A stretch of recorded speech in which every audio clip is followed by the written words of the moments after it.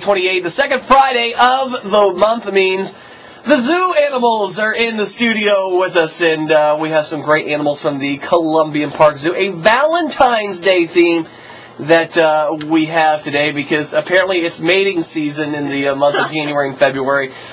We've got a special guest that's going to come up in the second segment. We're all very excited for that, but right now, let's start with this bird. A crazy bird over here that apparently is very boy crazy. Oh, very much so. It's all about love today. This is Sule, and she's an African gray parrot. Very beautiful bird. She's all gray with that very bright red tail. And they are monogamous, which means they're going to be breeding for their whole entire lives, which can be up to 60 years, so they can have a relationship for 60 years. No divorce court for them. That's right, that's right. It's in it or to win it. So no prenup for you, man. That's right. So what they do is they are very special. The males will actually do a type of breeding flight to kind of courtship them, to show off, to say, hey, look at me. Hey, look at this wingspan, girl. You like that? Yeah? That's right. And then what they'll do is to show that they are going to be very good parents, they will do something called gifting, which means they will throw up, basically, is what it is. So a little bit of throw up, and what that is showing, hey...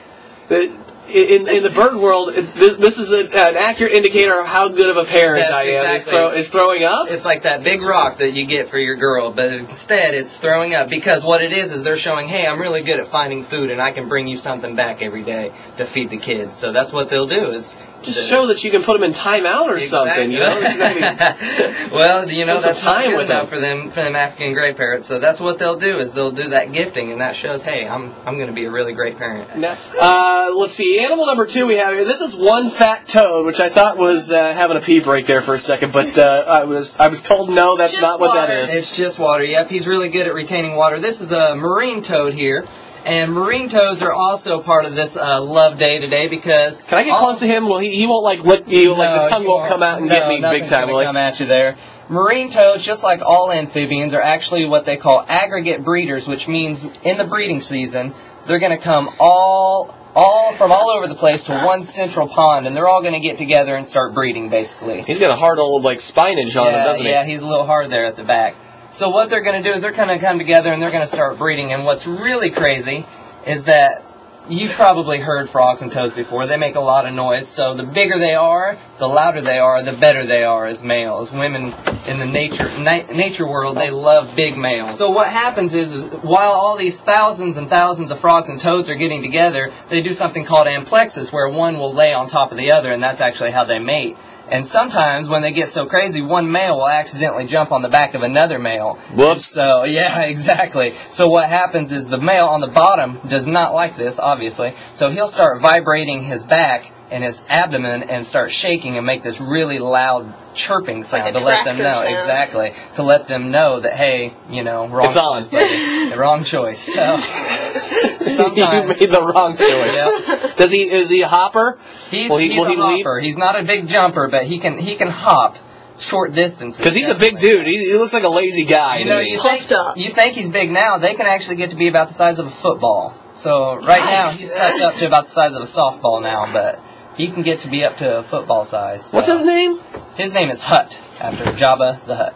And you can see the resemblance. He does, I kind of see the resemblance to Jabba the Hutt. And this is Benny. He's a Bennett wallaby. If you can picture a kangaroo, just smaller size. That's basically what a wallaby is. Does he have a pouch? He does, yes. Can I ride in it? You may not. Actually, he does not. Being a male, only females have pouches. But if you can imagine, when Benny was born, when wallabies are born, they're about the size of a jelly bean.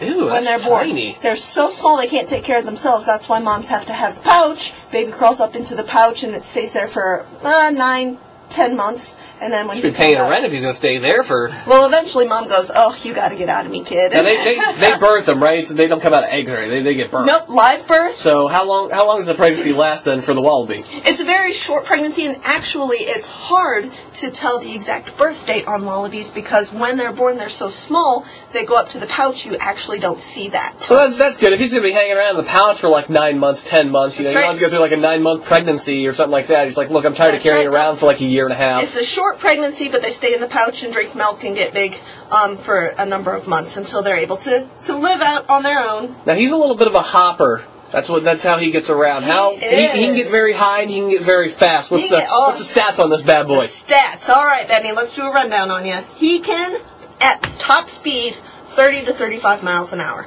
So if he just lets loose out on an open area, he can go really, really fast. He's speeding down McCarty. I'll give him a ticket for that one. Absolutely. And in one bound, one leap, if he's going that fast, up to 25 feet, he can hop. So he can just go ridiculous lengths. So I should be pretty scared right now. He can just pretty much just hop right over this console here and attack me if he wanted to. Benny has been our educational wallaby for so many years that he's pretty used to being in these smaller areas, and he knows what his job is, and it's basically to stand there and look adorable, like he is right now. So he's doing a pretty good job. I'm not scared. He's doing really good. But he does have some pretty big claws on him, too.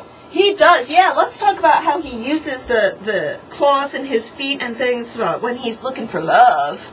This could easily turn X-rated, but we're going to keep it PG for today's audience. But this guy, when he finds a female that he is interested in, he will use his back legs and his tail, and he will sit back on his tail, kind of like a recliner, and they will box. So the stronger you are and the more powerful, and if you are the champion boxer, you get the girl. So that's what these guys will do. They'll also, it's pretty adorable. They'll stretch out full length, and they'll just kind of do this arch thing, and they'll rub their chest, and they'll say, they're just girls, man. I don't fight over that, man. He loves the ladies.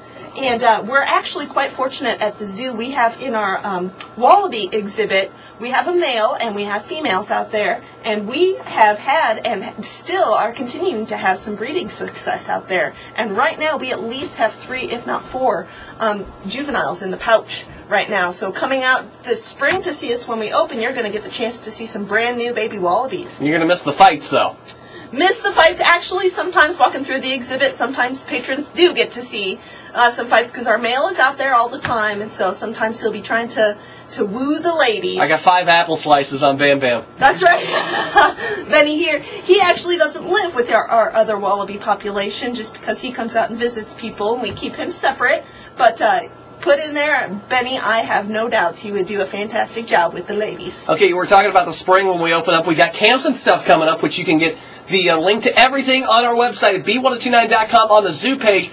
We've got all the camps, the events right there. You can click, you can fill out your applications, you can get all the information you need. What do we got coming up? Absolutely. Oh, we are very excited. If you are looking for something for the kids to do, we have that random President's Day off of school.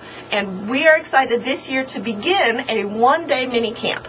And so on President's Day, you can come and join us for an Animal Inventors Camp. And we're going to learn all about things that animals have kind of used tools in the wild, things that people have taken from animals that helps us to invent new things. It's going to be a fantastic camp. We're excited. That's February 21st. It's on a Monday. So you can sign up, join us. Everything, like you said, is on your link to the Columbian Park Zoo webpage. We've got spring break camps coming up, so no matter what school corporation you're in, we've got a camp that fits into your schedule. And for our teens, our 14 to 17-year-olds, our junior zookeeper program, applications are going strong. I'm getting them in every day, but if you're interested in joining us for a summer of fun and zookeeping, make sure you get those applications in by March 1st. We'll select some kids to go through training, and you get to be a zookeeper for the summer with us. It's a lot of fun. See ya. Is he coming? Oh my God, he's over here unattended. Woo! How'd you get through there? He can squeeze through all kinds of places, but he was done checking out this side. He's now over with you. Benny, so. There's way more buttons over here to push. I'm kind of scared. All right, we're gonna play some music before Benny takes us off the air right now. Great idea. On today's Hit Music. Oh, there he is. Oh, no, he's fine. He just all of a sudden jumped through He's there. just checking out. That's just like a small, little, tiny, I don't even know how. Yeah, I don't know how he squeezed through there. I'm going to sneak over. Okay. Don't open, no, Gary, don't open the door. Don't open it. No. Hey, Wallaby. Hey, Ben. Oh, hey, Benny. How long his tail is. Good. Hi, bud. How you doing? Yeah, I know. Look at him. He's like, oh my goodness, look at all this stuff I can mess with. Hey, Benny. Would you like to DJ? That's right. Dude, if we could get him to wear those headphones, that'd be fantastic. I just wanted a picture of that right there. I was like, come back. Up at the board. Hi, bud. How you doing? I don't know about this place.